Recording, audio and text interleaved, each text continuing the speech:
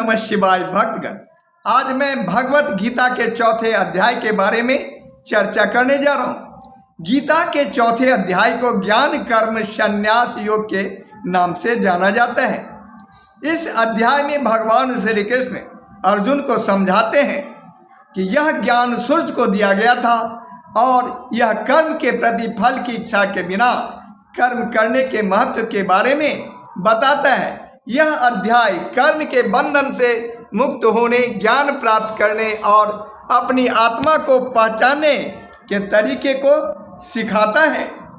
भगवान श्री कृष्ण ये भी बताते हैं कि यह ज्ञान प्राचीन और दिव्य है और जब जब धर्म की हानि होती है इस धरती पर, अधर्म का चारों दिशाओं में जब बोलबाला हो जाता है, तब तब भगवान इस धरती पर अवतार लेते हैं। इसके साथ साथ यह अध्याय यह सिखाता है कि हर प्राणी को कर्म करना चाहिए, लेकिन फल की आसक्ति को भगवान को समर्पित कर देनी चाहिए।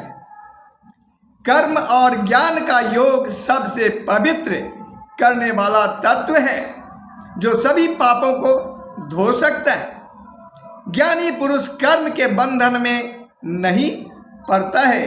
भगवान श्री कृष्ण बताते हैं कि 4 वर्ण हैं, जैसे ब्राह्मण, क्षत्रिय, वैश्य और शूद्र। सभी गुणों और कर्मों के विभाग के आधार पर मेरे द्वारा बनाए गए हैं। इस अध्याय में कुल 42 श्लोक हैं, जिसमें से कुछ प्रमुख श्लोक के बारे में मैं चर्चा करने जा रहा हूँ।